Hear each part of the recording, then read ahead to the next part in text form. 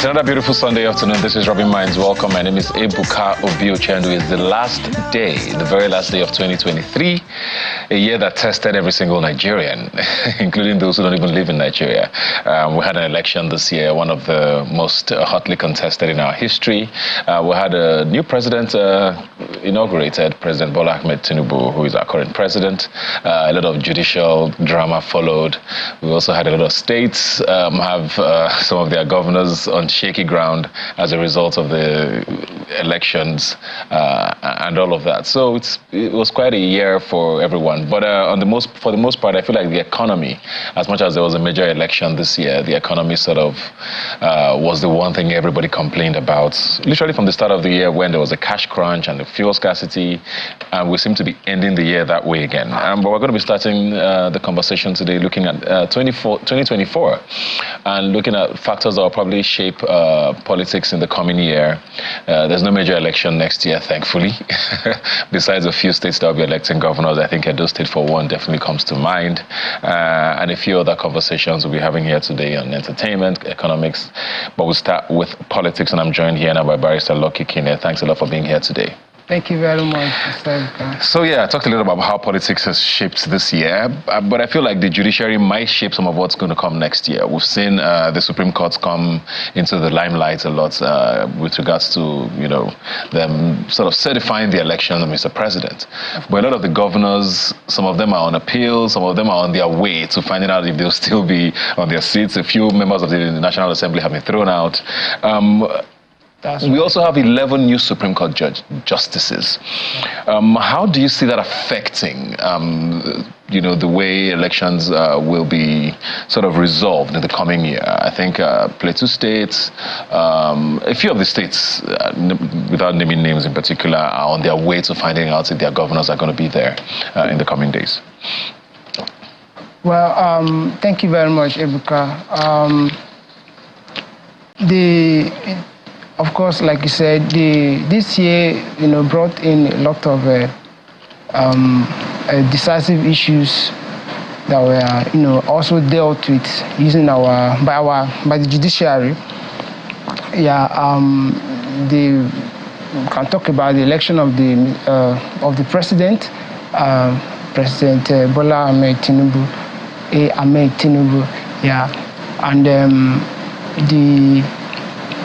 we are still, the issues, of course, are still fresh in our minds. We talk about the issues of the 25% at the FCT, the issues that has to do with internal party issues, where the Court of Appeal and the Supreme Court have also, ruled on those issues, saying that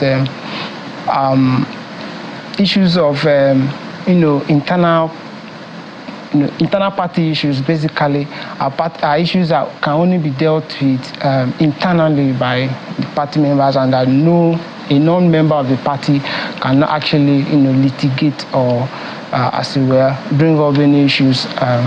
So the issue of the 25%, it is a constitutional issue actually, and the Supreme Court has also upheld that Abuja is just like every other state in Nigeria. Abuja doesn't have a special status. Yeah, a few landmark decisions. Yeah, there. So these are some of the key issues that we are ruled on in this at the tribunal, this year after the election.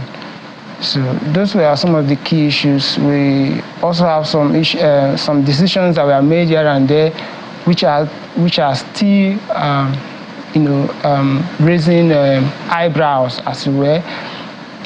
So, but we hope that with the appointment of the new justices of the Supreme Court, our judicial system will only get better, and that we'll begin to see, justice basically being doled out in Nigeria. Let me go now to our second guest. We're joined virtually by our guest Adeni Ikuno, who's a political strategist. Adeni, if you can hear me, how are you doing? I'm doing very well, and thank you for having me on the program today. Thank you so much for joining us. Like I was saying earlier, I mean, politics was very, very heavy in the year this year, even if the economy seemed to be the biggest talking point for a lot of people. But the judiciary also got in the mix. 2024, there's no major elections. We have a few state elections for governors. Do you see a difference happening within this short period with regards to the way INEC is going to conduct things? Have you seen a sign that INEC has learned? Because we've seen a lot of decisions being overturned. A lot of members of the National Assembly have been thrown out. We are seeing governors sort of on shaky ground. A lot of things have been contested. Some judicial decisions have not even been accepted by certain people, but that's a conversation for another day. Do you see INEC doing things differently with a state like Edo State now that is already starting to heat up? Or, I don't know, what are your thoughts? Well, I have to say that the 2023 elections has left us, with a lot of things that we must never allow to happen again. Both on the side of those who manage the election process and the person, of course, who eventually becomes a president. There were lots of issues that preceding that election. And if there was ever a time in the history of the country when a leading candidate and many other candidates brought us into so much controversy, it has to be all about the elections of 2023. But there are lessons we can take into 2024. And I hope sincerely that INEC will not be part of those that will have to bash their heads against the wall when we talk about the Edo elections that we rightly said. But at times when somebody helps to cook a meal that has too much salt or help to prepare a drink that has too much sugar, you eventually might be served the same drink or the same food. Shaibu was at the center of every battle they had with the former national chairman of the APC in the person of Comrade Adams Oshomole. And it seems as if the battle he helped to fight and the battle he helped to win is the same battle he has to fight. But who is going to help him fight his battle against Governor Godwin Obaseki of Edo State remains to be seen. So my sincere position is that these political actors, particularly those who want to lead Nigerians, must endeavor to be exemplary in the things they do. And that is really instructive for me as a political strategist. It is key for people who want to assume power to understand that first, the fact that their presence and modus operandi will be in public domain means they must do things exemplarily. And I also want to say here that for people who have been in office and have spent maybe 2 terms maximum according to the Constitution, must endeavor to leave office in peace. If Shuaibu eventually assumes that position, it's going to further divide the people of Edo State. But let me say this for the record. The current man that Godwin Obaseki is actually supporting cannot even speak the dialect of his people, because in the course of following the issues there, some people have raised it that he doesn't understand the terrain. He's been abroad for many years. While we cannot take away his right to participate in an election, do not forget it was also part of the concerns for a young candidate in the person of Rose Vival in Lagos, where people said they can't connect with them by virtue of that. So if you want to take power, you must understand the dynamics for taking the power in Edo State. And Edo State is, of course, a very important state for the country. So for 2024, I hope sincerely that INEC will not be part of the disaffections that are rife in the state. And I also want to state very clearly here that I hope also that will not have the Abuja influence come into play. Because do not forget that what is happening, for instance, in Rivers State leaves a lot of distaste on our lips or on our tongues. So I sincerely hope that as we go into 2024, we can learn to avoid a lot of the troubles that happen in the 2023 elections and be able to have leaders that take office purely on the mandate of the people. Yeah, you mentioned, you talked extensively there about Edo State, and a lot of people are wondering if it's going to end up being a battle of the legal titans. We have a few legal warriors who are going to be, throwing their hats in the ring. But I want to talk about other things that might shape politics in 2024. Who do you think will, define how Nigeria shapes up next year? Of course, Mr. President Tinubu is going to be there. He has his first budget, which we're hoping gets executed properly. The Wike Fubara dynamic continues to, I mean, we're not sure how that has panned out yet. There seems to be some of our agreements that people are still not sure how it's going to work out. You know, the opposition has a strong role to play, don't they? The Labour Party candidate, the PDP candidates, Atiku Abubakar and Peter Obi are still very much in the news, trying to, you know, put up some sort of an opposition, because there's been a lot of talk about the fact that Nigerian politicians are not good opposition leaders. And then, of course, there's also the Kwankwaso dynamic, which we won't forget, because the Kano State governor, I believe, is also one of those sort of, you know, waiting for a judgment to confirm whether he's still governor. There's a bit of an alliance that seems to be brewing, by some people's definition, between Kwankwaso and Mr. President. He's been to Aso Rock a few times. You know, what do you think politics is going to look like, and who are the personalities that might define it for us next year? Let's say this, that we hope that every election issues will be rounded off, essentially, and nobody has to still talk about anything. But I think that away from the politicking, we know that we've got some elections in the coming year. We have to focus on the lives of the people. Let me say this, my brother. If you look at what Nigerians have gone through since the assumption of office of the current president, you'd agree with me that it is about making the lives of people better. We know that this is not something perhaps you can say is actually peculiar to any government across the world, where people that are poor are everywhere and government has to support them. But the reality now is that the poverty that Nigerians are suffering is right in their faces, and that is where I have my concern. There was a recent thing that happened where lots of people went to Bodilon expecting that the president will be there, and usually will more or less give them some pittance. But they waited there for hours and nothing happened, because many of them are not even aware that the president has changed location. Now, it is not about that. What I'm trying to say is, even for the president himself, before he assumed office, the things he used to do that actually, you know, resulted in a lot of support for him is no more happening. Because right now, the disaffection as far as people's lives are concerned is actually everywhere. Let's look at the economy. We're talking about 3 days ago, the dollar to the naira exchange came to about 1,024. We're talking about other things that are not happening. We're talking about electricity that's been back and forth. For the greater part of 2023, we had the grid completely break down at some point where the entire nation was left in darkness. These are core issues. You said something about the budget. Don't forget that while we're waiting for this president to initiate a full budget for 2024, he had also initiated the supplementary budget that was approved.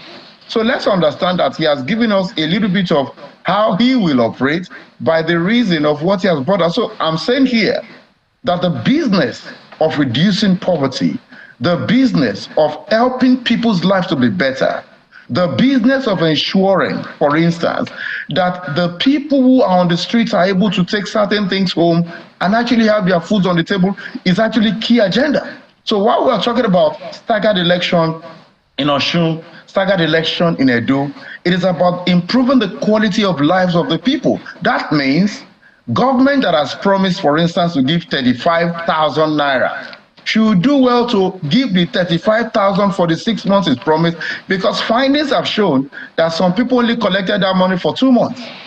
Then we have to also talk about security of this country. Excuse me, I want to bring this to the fore. As of the time people were still crying and counting their losses in Barkinladi and Bokos, the president was in Lagos with lots of felicitations by the Lagos State governor. Also in Abuja, the secretary to the government of the Federation, George Akume, was busy celebrating his 70th. I think that going into 2024, political leadership must take with it empathy.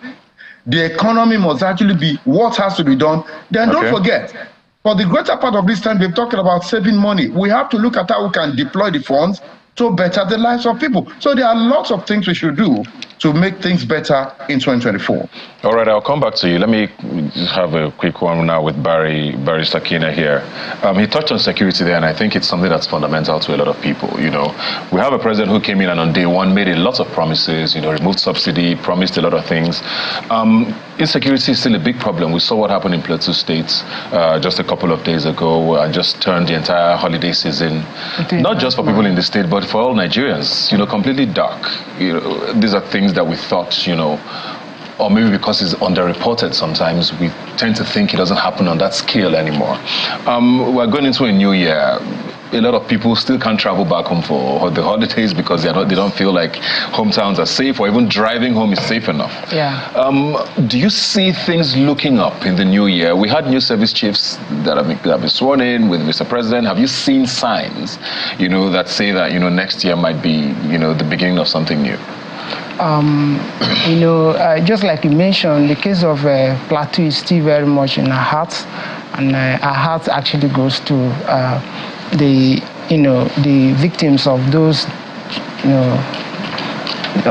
attacks right there in Plateau State. Actually, I even read in the news where it was reported the new service chief was there celebrating the Christmas with the soldiers over there who are actually fighting to put some of these things under control. However, it is hard to say, and I can say this with all sense of responsibility, that it is hard to say whether there is any hope in sight. Looking at what has just happened right now in Plateau, even as yesterday or this morning, it was reported that there was another attack in another community over there. So it looks like a very, there's a plan to actually, alienate a line of a whole community of people or local government somewhere over there in Plateau State. And this leaves little for us to hope for in the coming year. But I hope that with the promises made by the new president and the efforts put to tackle some of these things by the army and other security agencies, that some of these things will actually be put under control. I honestly pray too that they are able to actually come to this, arrest some of these situations, and basically bring these boys to face their own share of justice. All right, back to you now, Adeni Ikuno, just very quickly now. You touched on there, about security, which is what we mentioned, but I want to go quickly, even though we're going to be talking extensively on the economy in a different segment. Just looking at the team Mr. President has assembled now, we look at what's happening with the naira, the CBN governor. We're still not sure what the direction is and what the plan is to sort of arrest what has started to look like a free fall for a lot of people with regards to the economy. A lot of people, marketed President Tinubu to Nigerians as this master strategist. He understands how to run the country. If he can run Lagos and, turn Lagos into what it became, then he can imagine what he can do for Nigeria. Politics, or his politics, do you see that sort of reflecting in what the economy should be? He made a very lofty promise that in 8 years, Nigeria will be $1 trillion GDP economy. Many people don't know how that's going to be achieved, but are you seeing signs that that's going to start happening next year?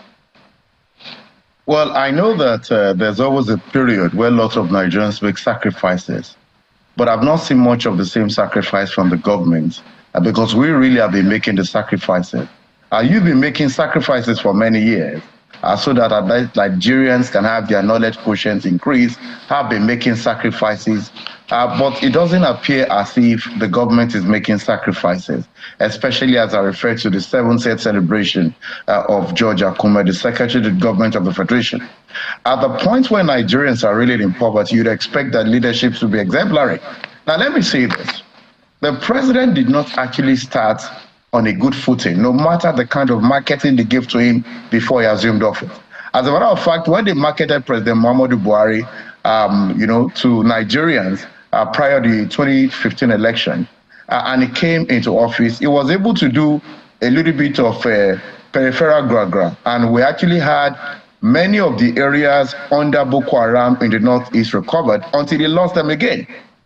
But this president assumed office and he plunged us headlong into incremental poverty. And I think that it is a huge concern for all of us who felt, yes, he had done something in Lagos. And let me also tell you this. Lagos is not Nigeria. Lagos's homogeneity in terms of those that occupy the political stage is actually different from the heterogeneity of the entire Nigerian populace and the kind of mixed emotions that come with such leadership. So I need to say this first, that the nature of fiscal finance is not the way you actually manage the finance of Lagos, because at best you could call the shot.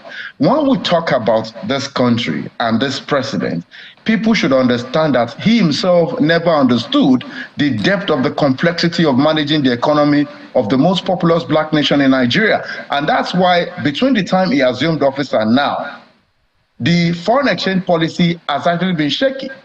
And one of the things that can help, let us speak truth to power here. There is no economy that thrives without certain fundamentals. One of the things that enable an economy to thrive is stable policy. Nigeria, as we speak, still has up to 3 minimum foreign exchange markets in terms of the exchange rate. No economy functions that way. If I have, for instance, $100 and I have $50 or I have $20, I'm talking about the bills, why do I have to exchange these units of this foreign currency for different amounts to the naira? That is a part of the multiplicity of what the policy. Whereas if you find yourself in a place like Canada, whatever exchange rate they give you for a Canadian dollar is the same rate they give you for 50 Canadian dollars. I believe we're understanding that. So he has to address inconsistent policies in that regard. Then another thing, all the monies they are telling us that Mr. Emefiele has kept in China, in the US, and of course in the UK. The United Kingdom alone has in excess of £500 million. What is the plan to repatriate these funds and plunge it into the economy? That's two. The third thing, electricity is key. If you cannot have small and medium scale enterprises function, then you cannot have a fully functional society in terms of solving the economic problems. So stable policy, the foreign exchange policies, ensuring that cottage industries are actually functional, amongst many other things. These can help us shore things up.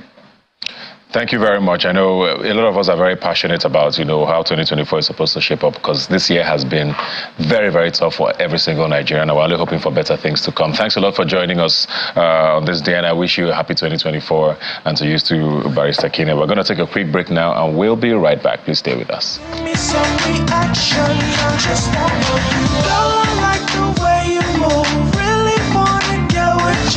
Don't just stand there teasing me. Now it's time.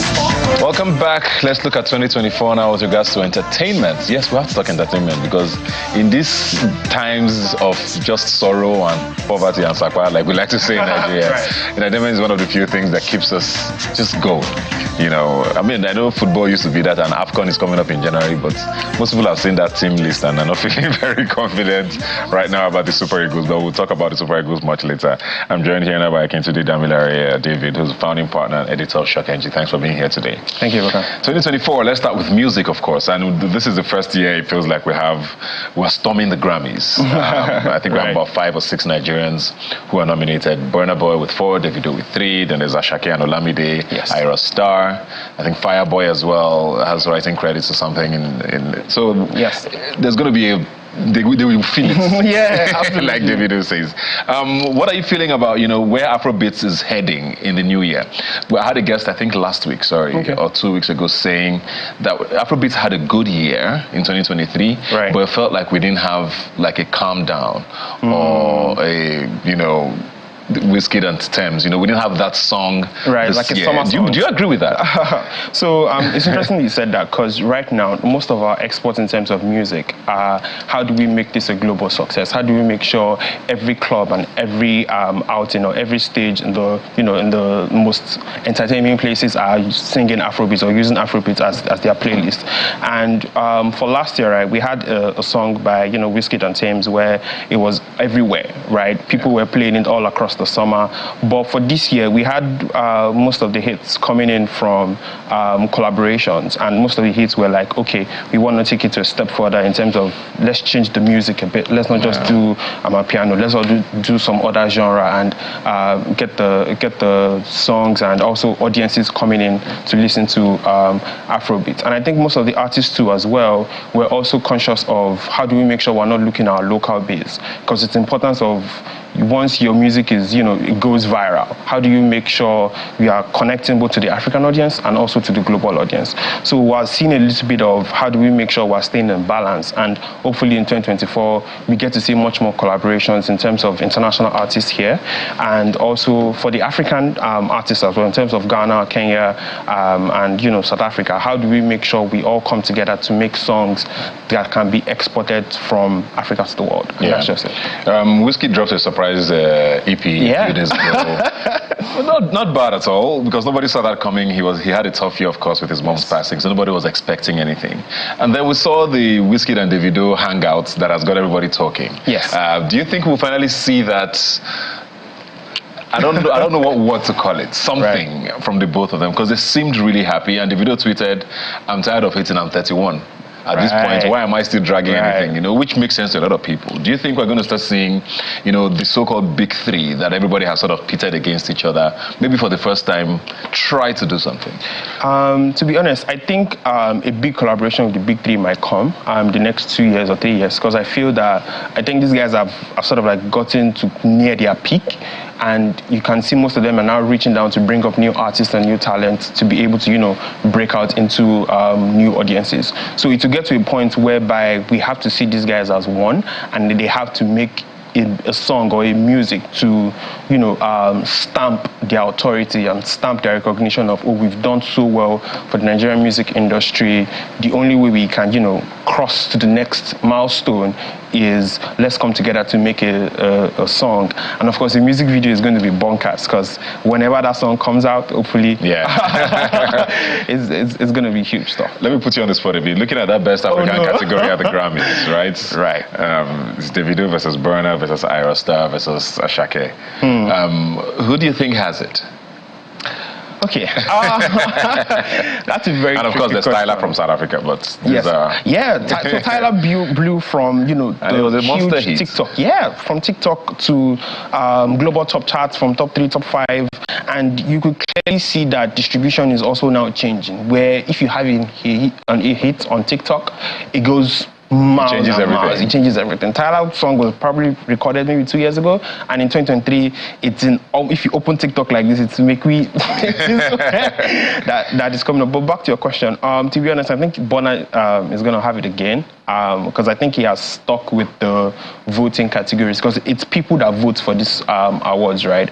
And the more sort of like you've won this type of awards, the higher your chances of you winning it again. But who knows? Ashake or Ayastar, who knows? We wish them all the best. At least there's no Angelique Kidjo this year. right. So we can breathe a bit. Before we move on to Nollywood, I want to ask one final question about music, and the award shows. We have all these award shows. I mean, two definitely stand out: the Headies and I think a Freema to an extent. Yeah. But they've all now left the shores of Nigeria, and we have to watch them from here do all of these things in Houston or wherever it is they have these awards. Do you think that strategy is working? And also, we had Olisa Dibua here. We all know who Olisa Dibua is, and he was talking about the fact that the Nigerian Music Awards, which has rested for a while, might be coming back, because he is now a huge part of that. And I think that the name alone, Nigerian Music Awards, makes sense. Do you think Nigerian awards have started getting back to that point where, artists appreciate it? We saw Rema's speech last year, which a lot of us appreciated. Yes. Where he says, if we celebrate the others, why can't I be here to accept this and celebrate it as well? And like I said, is the moving abroad strategy working? You think it's a good idea? Okay, so when we've been having these arguments back and forth of how do we move an award that recognizes Nigerian talent to the US and have international hosts? And then the argument is that, we want more exposure. We want more people to be able to access other types of products aside from, Burna Boy and the big three.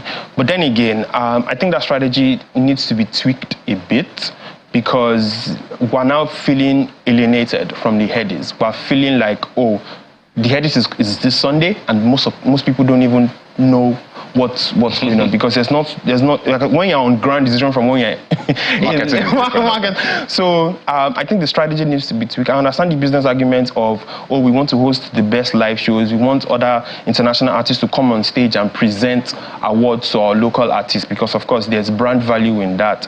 But then again, we just have to find a balance of how do we not alienate home base? How do we make sure we bring along audiences that have been with us from day zero and bring them up to find them seeing our glory and then seeing the recognition that we truly deserve. So it needs to be tweaked a bit just to make sure that we're not alienating fans here in Nigeria.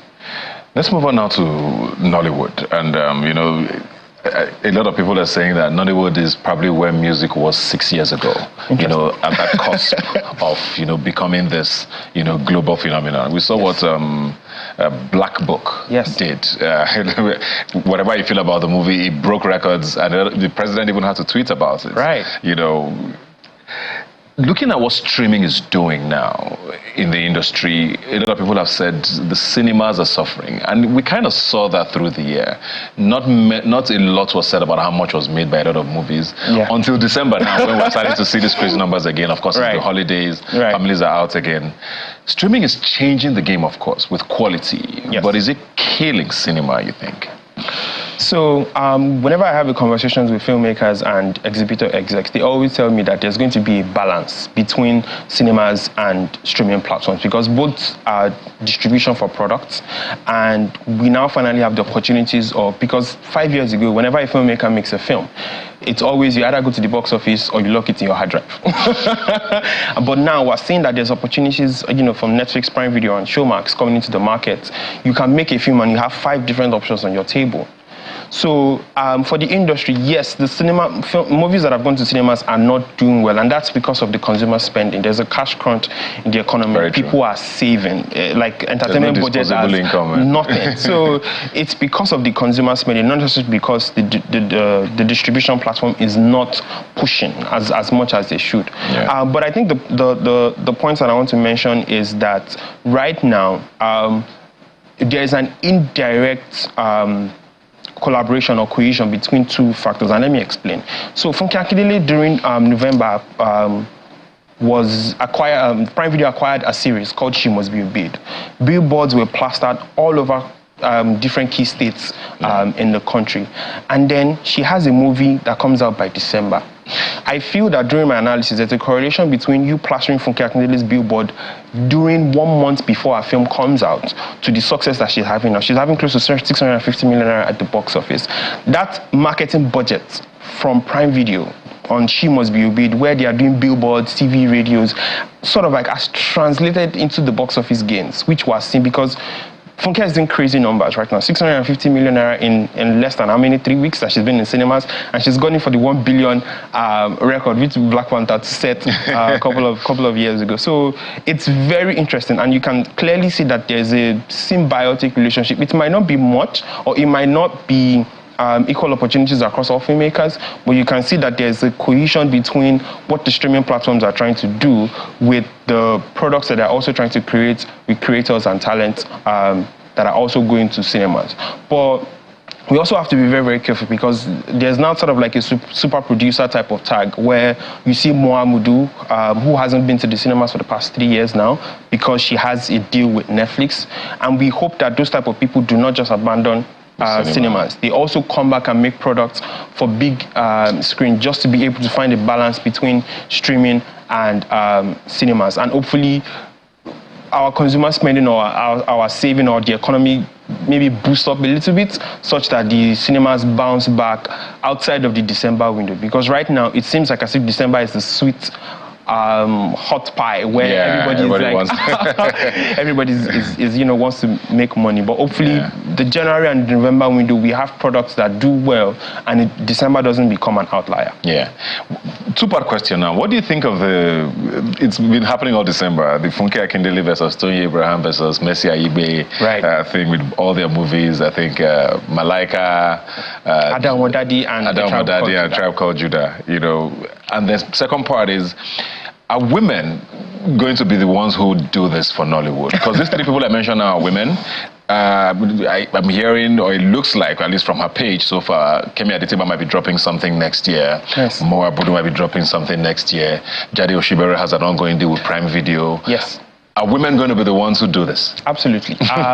Women have always been at the forefront of entertainment here in Nigeria. Like all the names you mentioned are women, because those ones have pushed and tested the limits of their creativity and also from the business perspective of it.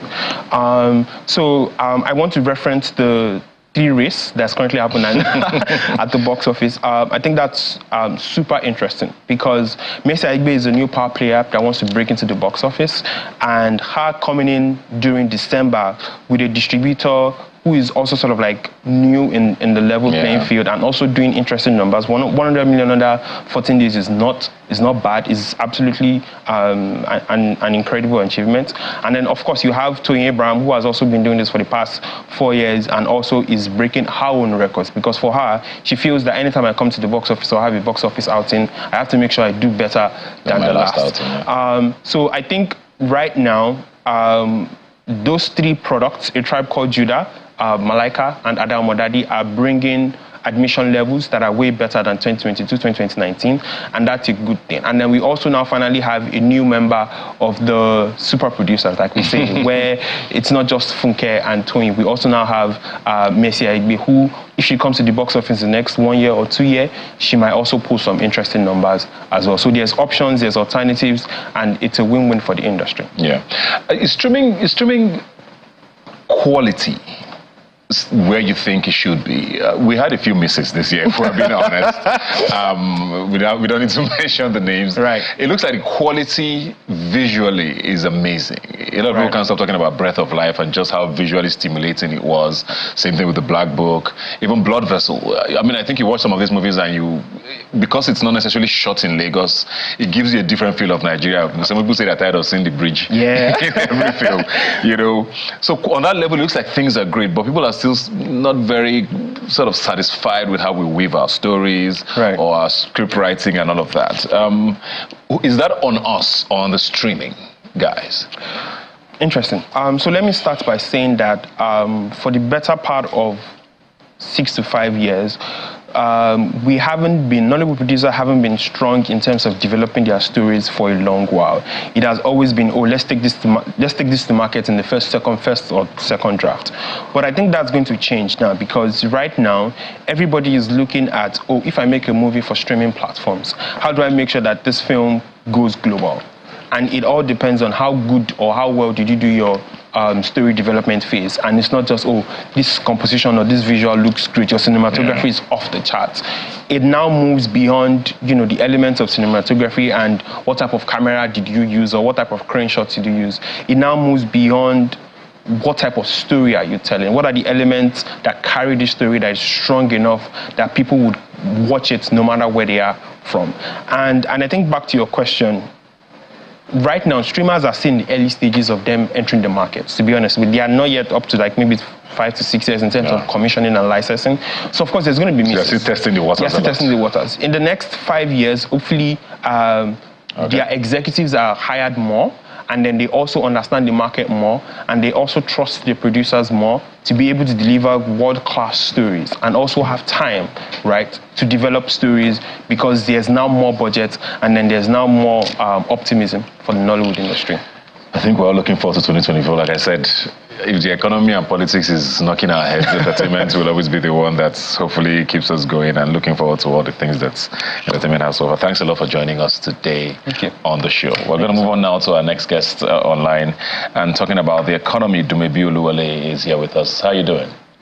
Compliments of the season. Dumebi, can you hear me? Hi, Ebuka. Good afternoon. Yes, I can hear you very well.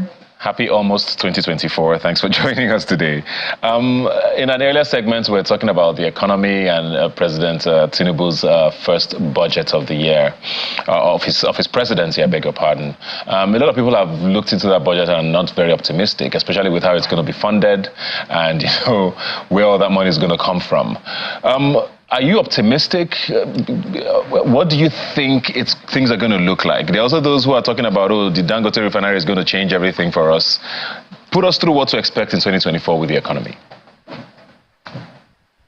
I would say for the economy generally, if we put everything together, budget, inflation, Dangote refinery, I would say I'm quite pessimistic. And not to be the bearer of bad news, but I mean, with how things are going currently, it's very obvious the government doesn't have enough money to fund the budget.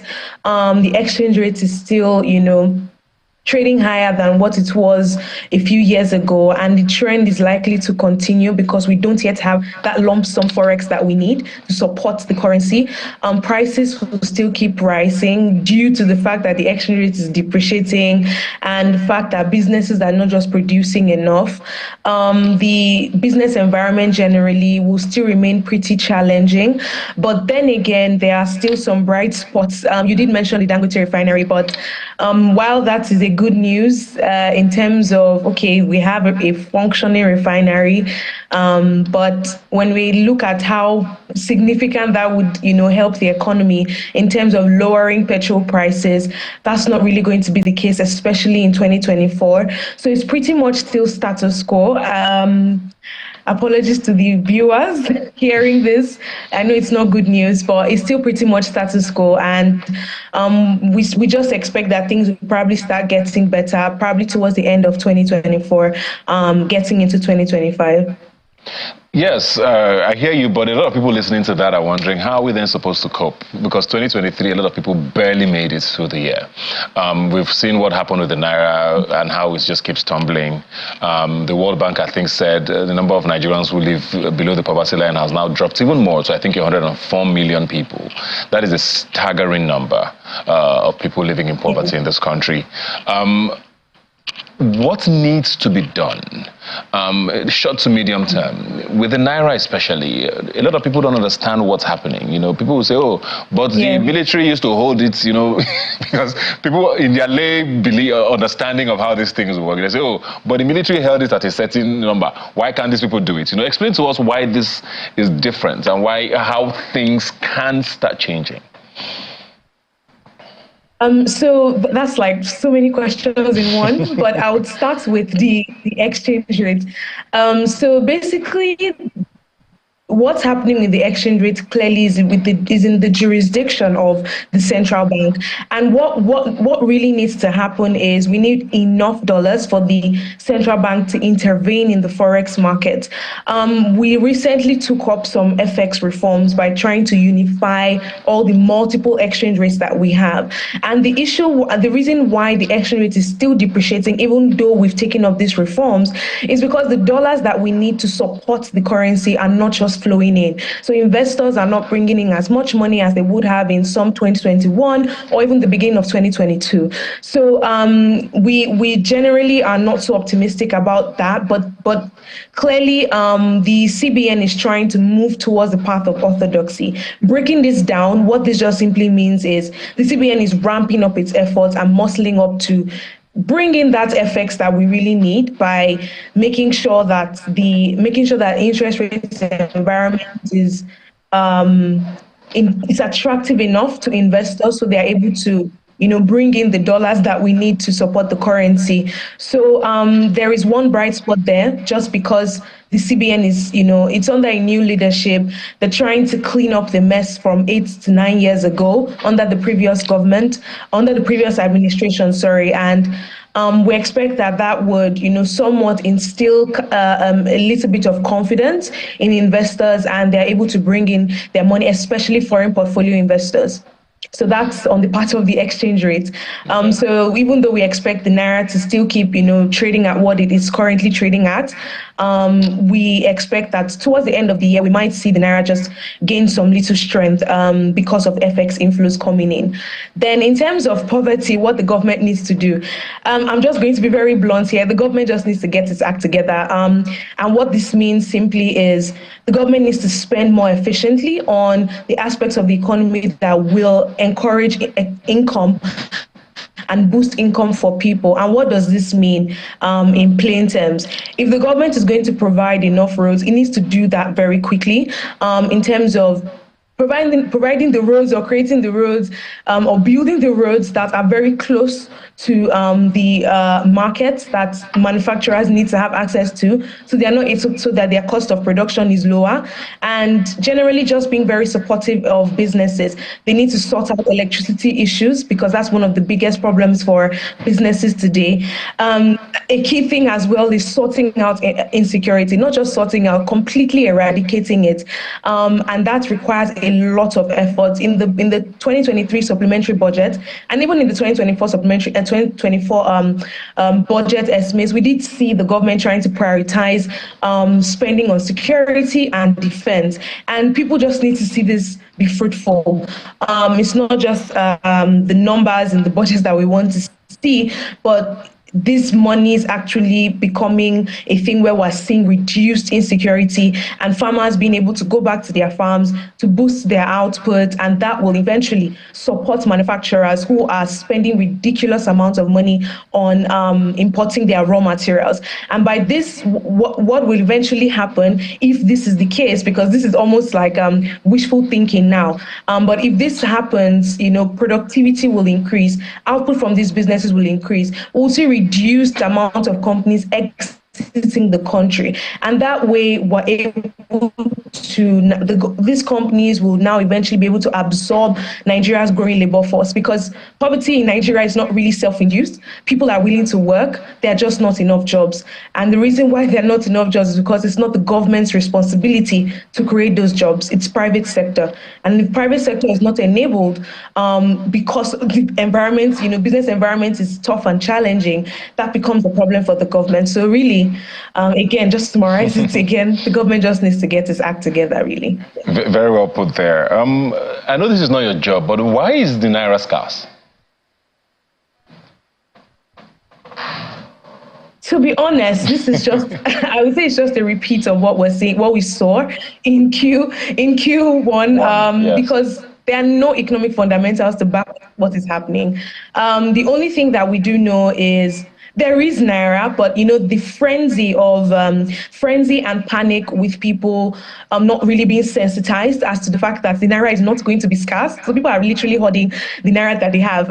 So I think that's one of the things that is feeding into it, because before the news could spread far and wide that old naira notes would still remain legal tender, people were already assuming that it would no longer be legal tender, and then we saw some level of dumping, some level of just that panic really, and people started, POS merchants started increasing their transaction costs. They didn't want to collect old naira notes anymore. Market women didn't want to collect old naira notes anymore. So all of that frenzy and panic just fed into why the naira is currently scarce. It's a pretty funny situation, but I mean, the CBN is trying to sensitize people, and we're seeing some level of influx of the currency coming into the system back again. But it's just that we're in public holiday season, so the banks are not really open as much as they would have to actually douse the situation. So yeah, it's pretty a tight situation for people. Very, very tough, especially in a time like this when people need to spend money. Very quickly now, two promises a lot of people have called lofty dreams that have been made by this government. One, I think Mr. President says he's going to make Nigeria $1 trillion economy in 8 years. We also have the Minister, I think, of Humanitarian Affairs saying that they were going to pull 50 million Nigerians out of poverty in 42 months. How achievable are these, you think? I would say they're pretty ambitious. It's very interesting to hear the government say that. But I mean, when you look at how political economy and the macroeconomy intersect, you would understand why politicians would always come out with very ambitious and very, interesting numbers to just get the trust of people and get the spotlight, really. But then when you look at the economic fundamentals, you quickly understand and see how almost not impossible, but how difficult and tasking that would be, considering how weak Nigeria's macroeconomic fundamentals are. If you even start from the basics, there are not enough hospitals, doctors are leaving. Schools are not, very functional, especially public schools.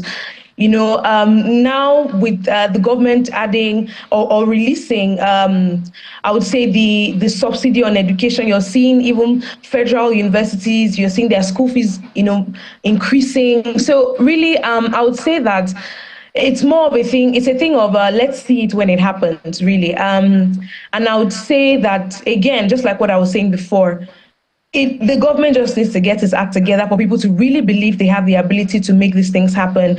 And again, I think I'll just say this again.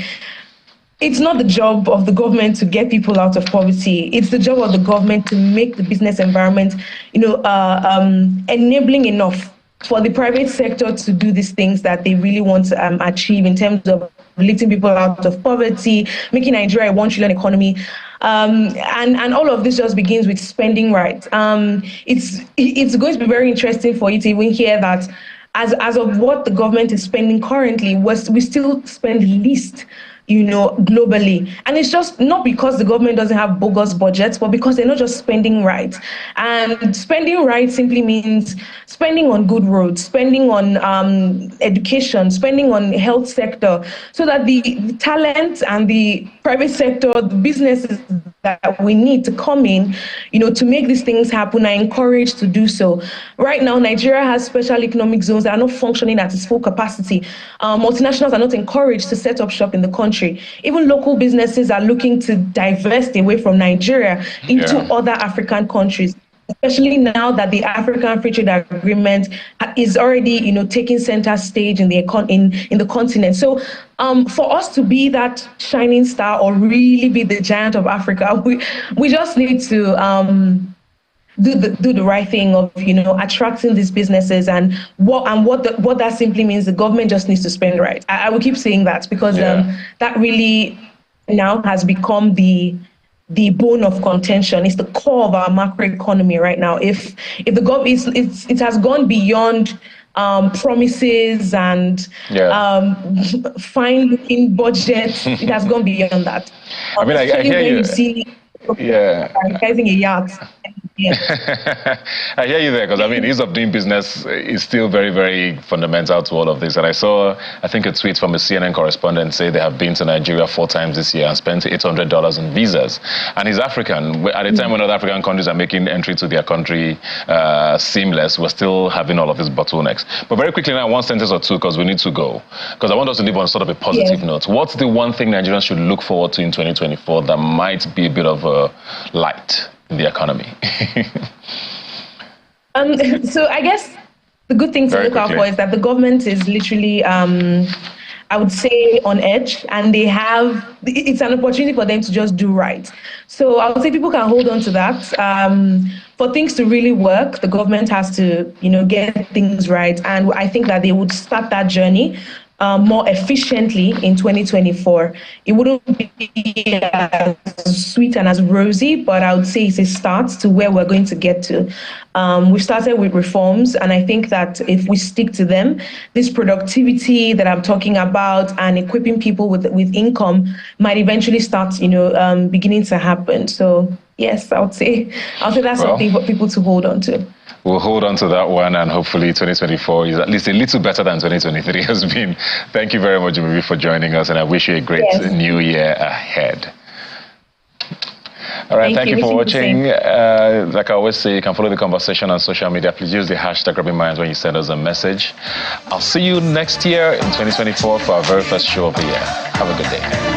Really wanna get with you. Don't just stand there teasing me. Now it's time to show and prove.